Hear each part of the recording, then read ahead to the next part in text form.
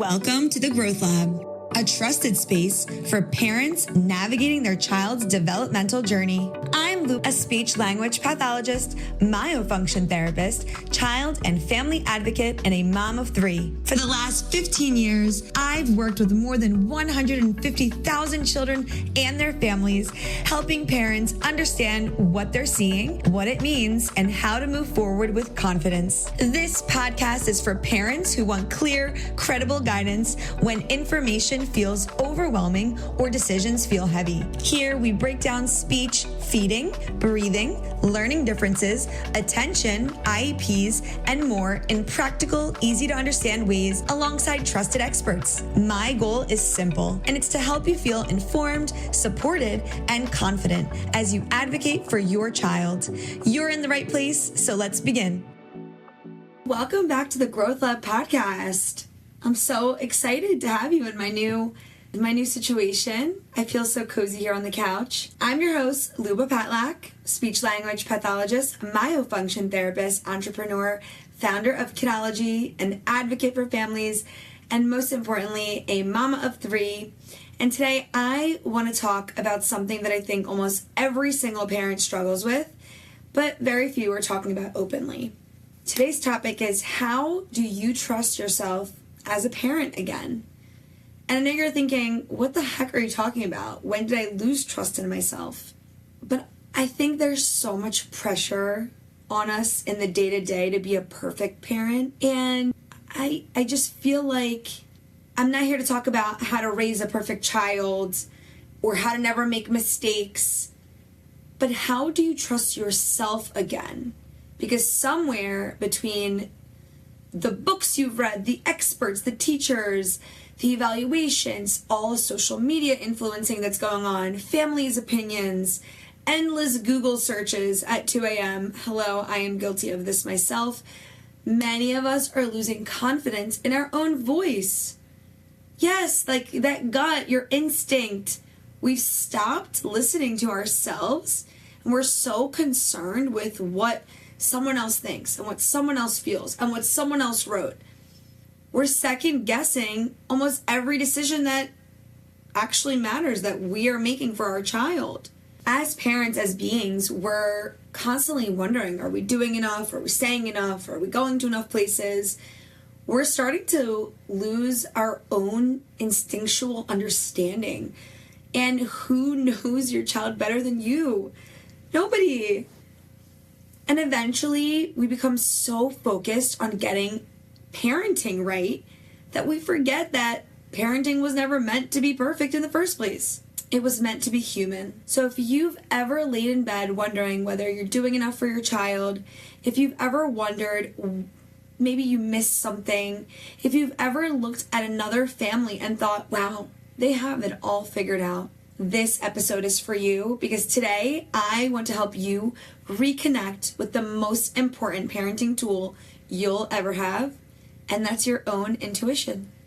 So first, I really want to start with a story about a mom who came to my office several years ago, and she sat down, she started crying, and it wasn't just a few tears like she was, sad about something, but she was crying because she was carrying this worry for years and years. That's what it seemed like to me. And she looked at me and she was like, Luba, I knew. I knew something wasn't right when my son was 2. And now, when that day that she came, that her son was already 5. And for 3 years, she'd been carrying this bothersome feeling. Like she could sense something was going on with her child. Her pediatrician was telling her just not to worry about it. Her neighbor said, oh, my son had that, he grew out of it. Her great aunt said this. Everybody had an opinion, but she had a feeling. And years later, she had not let go of this feeling. So here we are, 3 years of hearing, boys talk later, he's fine, stop worrying, stop forcing yourself on these crazy ideas, you're overthinking it, stop comparing, all kinds of stuff. Give them some more time. And, sometimes children do need more time. I'm not going to dismiss that. I'm not. We see it all the time here at Kidology. Kids need more time to develop new skills, to get into routines, to have consistency that they might be lacking in their current life.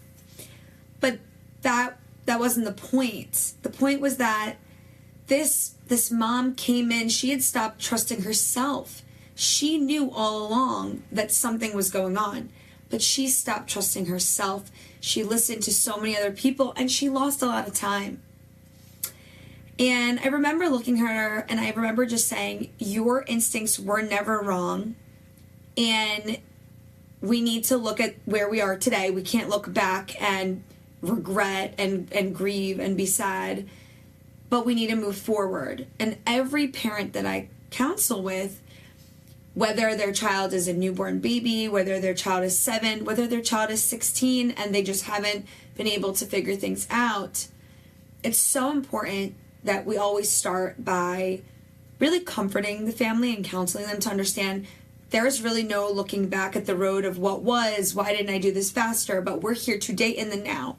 We're here today in the now to correct, to make a plan, and to ensure that from this day on, your child gets the best care, the best services, and is able to progress into reaching the developmental milestones and being able to achieve the best developmental way that they possibly can from today.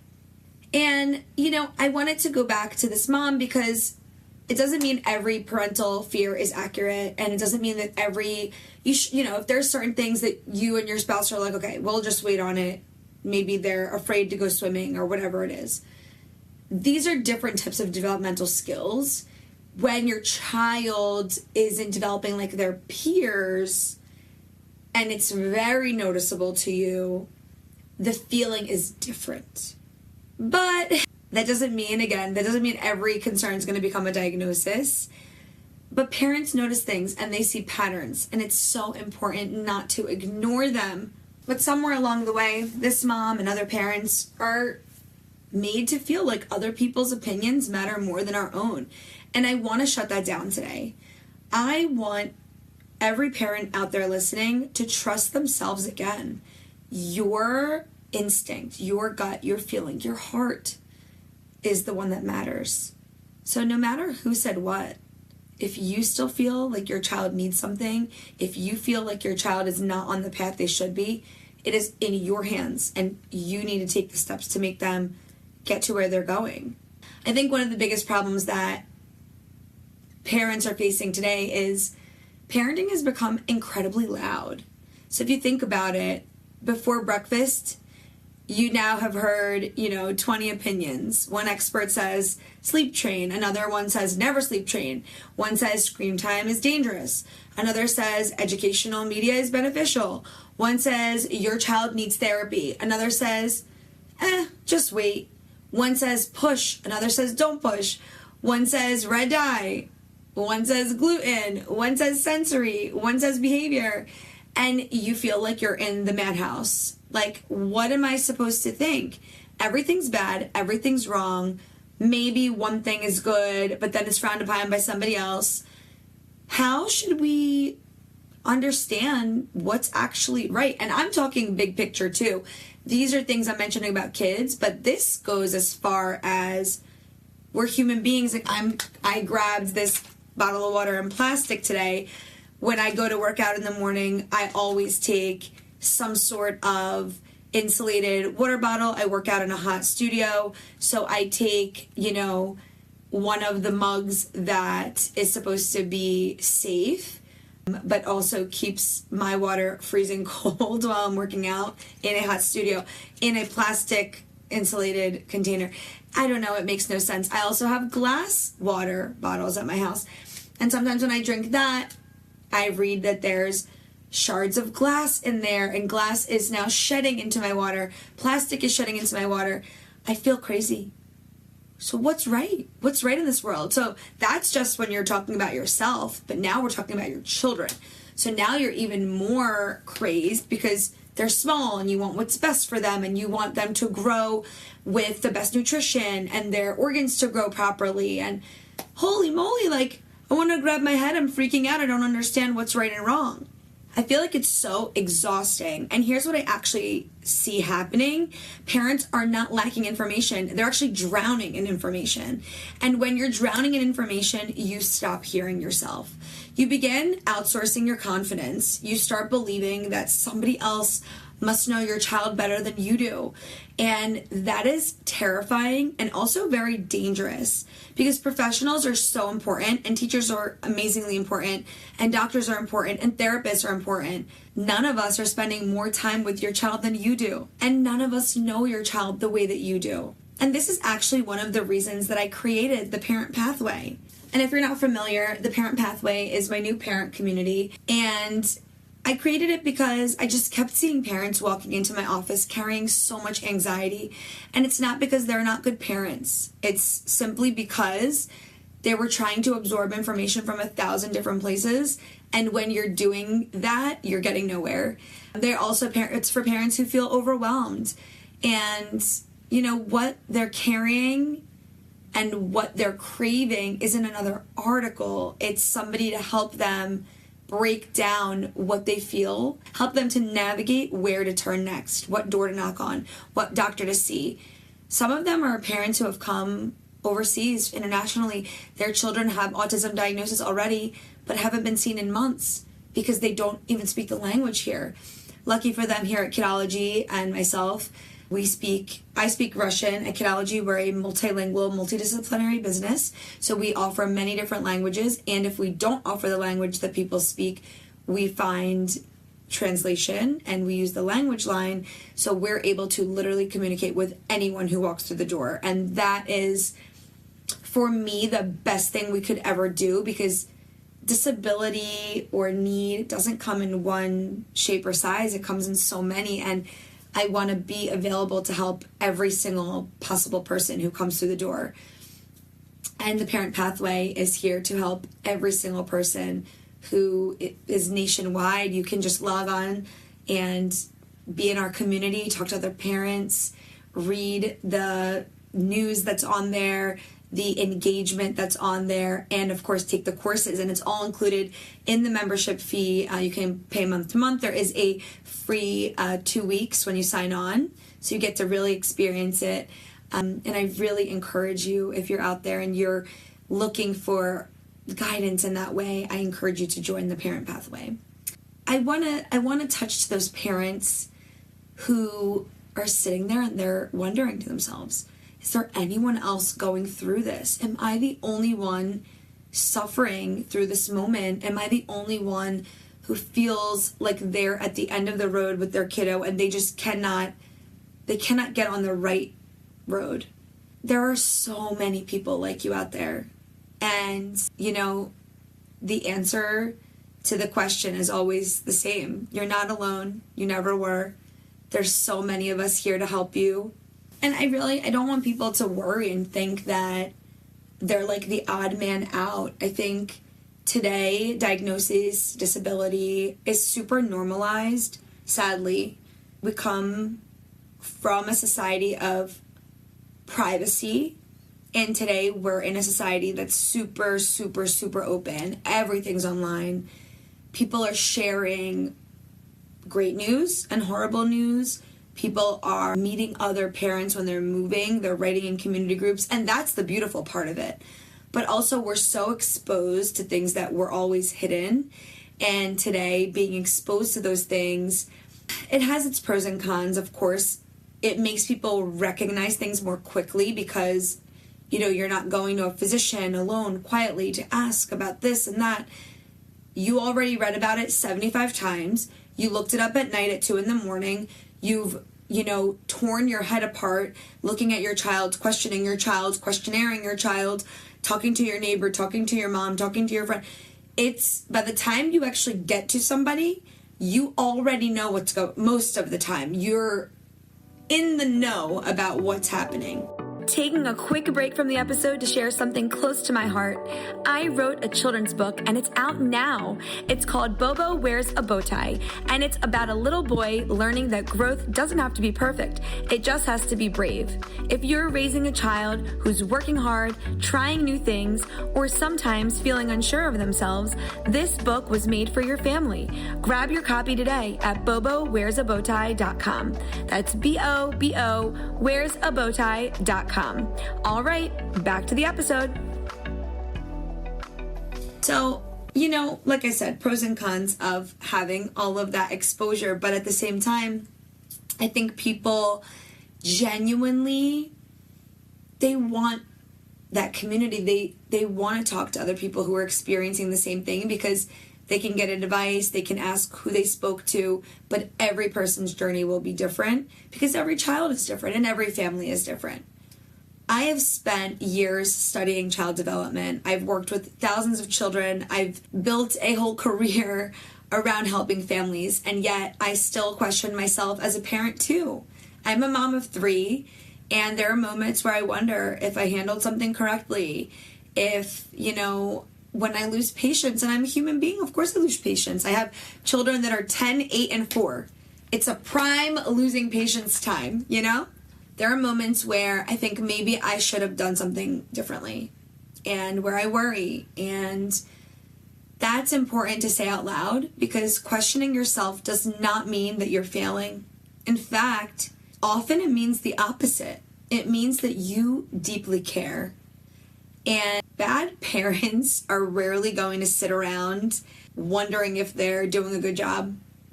And the fact that you're listening to a podcast called How to Trust Yourself as a Parent tells me a lot about you. You care so deeply and you want to do well for your child. That's why you're here. And I'm glad you're here. And you love your child so much. And that's why you're listening and that's why you're here today. So one thing I tell parents all the time is your intuition is not magic. It's data. You'll hear me say it over and over and over and over again. Trust your gut, trust your head, trust your heart. It's all the data that you're collecting. Congrats, you're now a scientist. You're collecting data. But anything you're learning about your child day to day, especially if they have a disability or are showing you something's off, is data collection. When a parent comes to see me and says, my kid's not eating anything, I say, okay, come back to me in a week and write down every single thing that they ate every single day. Because I need information. I need data. Think about how many hours you've spent observing your own child. Thousands of hours. And maybe tens of thousands of hours. You've watched their facial expressions. You've watched how they play. You've watched how they react. You've watched how they don't react, how they learn. You watch how they struggle and how they connect and how they grow. Your brain is constantly collecting information. So when parents tell me, well, I don't know why, but something feels different, I don't dismiss that ever. Because often the intuition of a parent is the recognition of what's happening. And what it tells me is that that parent has observed something before their brain is able to recognize and put it into words, or perhaps they don't know what they're observing, but they're now going somewhere to someone who can help them put it together and better understand, what am I doing next? How am I making my child succeed? Let's talk about comparison for a minute, because comparison is one of the fastest ways to destroy your parental confidence. I see this again. I see this every day. Parents compare milestones. They're comparing their older child spoke faster than their younger. The younger is now reading faster than the older. Susie's better at sports than Bobby. Behavior, social skills, everything. And social media is making it worse. Because now we're comparing our lives to someone else's highlight reel, and it just adds a level of disappointment sometimes that doesn't need to be there. And it also adds a level of pressure. Here's what I want you to remember. Even children raised in the same home are different. Think about siblings. Same parents, same house, same food. Children are completely different. You are different in each stage of your life. How can your children be the same? The first child had all of your time and attention. The second child got less, but maybe now you had more resources, you moved to a bigger home. Second child sees more. Second child travels more. First child has different feelings. Second child has different feelings. Add a third child. Now you have to hire a nanny. Now you have to call your grandmother to live with you. And now you're not directly raising them like you did the first one. Every child, same home, very different children.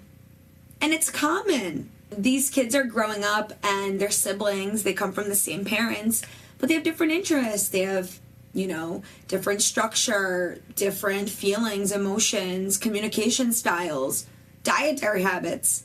Different doesn't mean broken. It doesn't mean delayed. And it means they're different. And the goal is not to raise your child to become someone else's child or like your older child. The goal is to help your child become the healthiest, happiest, and best version of themselves. One of the most beautiful things that I see inside the Parent Pathway community is what happens when parents realize they're not alone. The parents that are joining are convinced they're the only ones that feel this way. They're upset, they're tired, they're depressed sometimes, and then suddenly they hear another parent write, well, I've been there, I remember that, here's what helped me. And you can almost see the relief because parenting gets lighter when we stop carrying it by ourselves.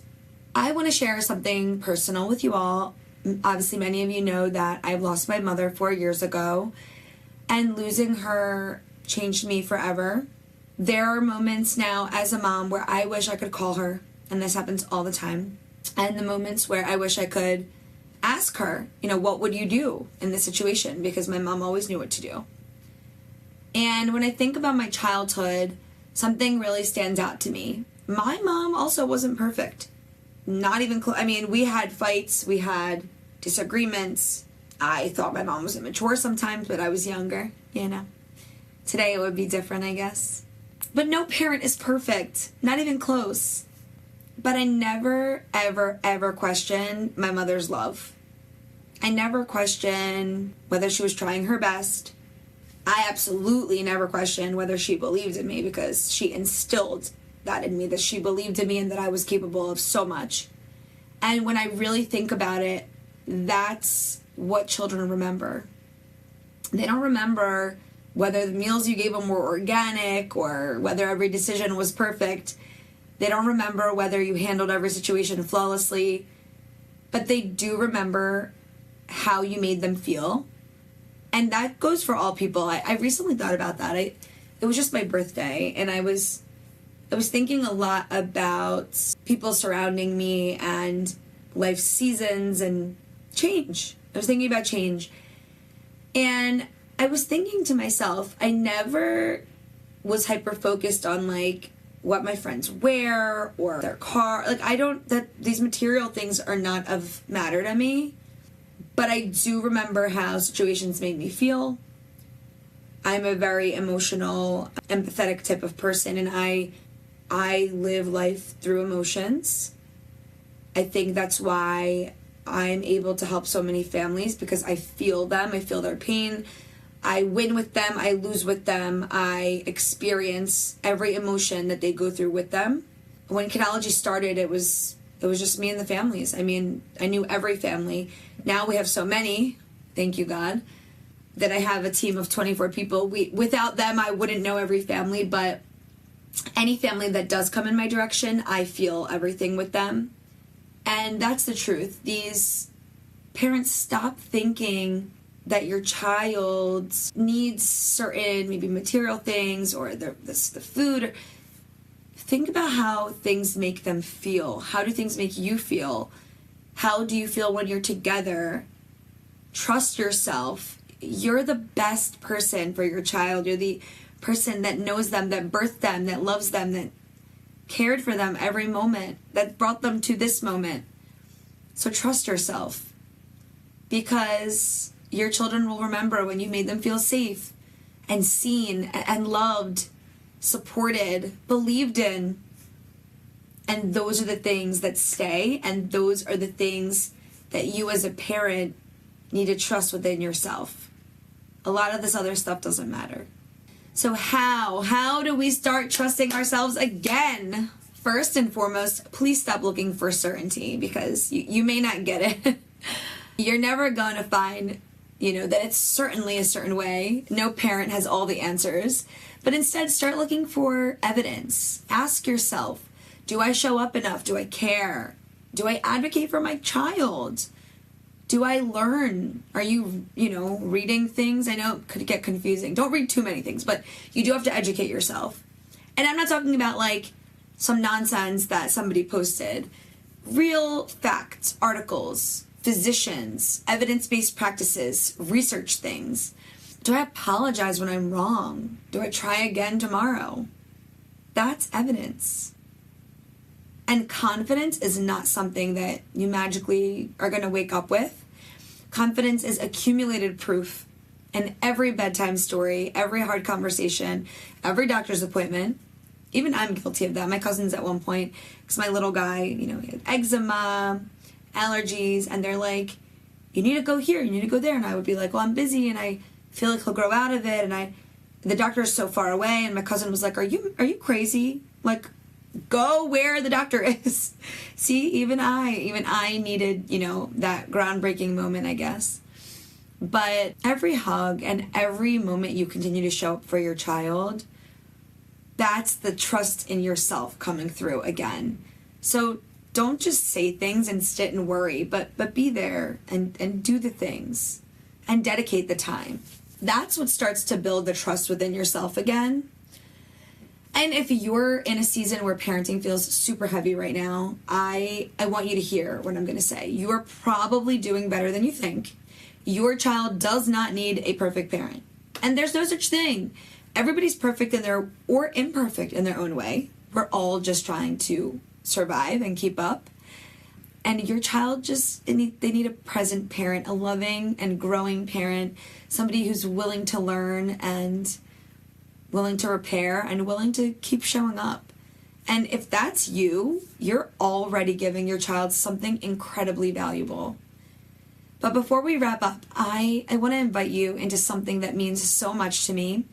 These are the exact conversations we're having every day inside the Parent Pathway. Real conversations, no judgment, not perfection, not parenting shame, but truth and comfort and education and resources and community. And if you're out there and you really have questions or concerns about autism, sensory needs, executive functioning, myofunction therapy, if your child is a mouth breather, helping your child grow confident, advocacy, friendships, diet, family dynamics, all of the things parents wish they had someone to talk to about. There is no shame, because parenting, we were never meant to do this alone. And right now there is a trial membership available on the Parent Pathway. You can join on a monthly subscription or a yearly one. And if today's episode resonated with you, I would absolutely love to welcome you to the community, because sometimes the thing we're missing isn't another expert. It's another human being who really understands and gets it and happens to be an expert. And it's a community that reminds us that we're not failing. We're here learning and growing, and we're doing the best we can. Because at the end of the day, we're all human, and we all want what's best for our children and what's best for our families. And every child is different. One thing remains the same. We are all in this together. Thanks so much for listening to the Growth Lab podcast and spending your time with me today. If this episode spoke to you, share it with another parent who needs to hear it. Leave me a review, subscribe to the Growth Lab, and most importantly, trust yourself a little more this week, because your child doesn't need perfection. They need you, and you are far more capable than you think. Until next time, keep growing, keep learning, and keep believing in yourself. I'll see you soon. Thanks so much for joining me here at the Growth Lab podcast. I really hope this episode was helpful. If it was, stick around for more episodes by subscribing to the podcast wherever you're listening. And if you know a fellow parent that could use this episode, share it with them. Follow me on Instagram at Luba Patlak. That's LubaPatlakh for daily advice and resources to keep you informed between episodes. See you next time.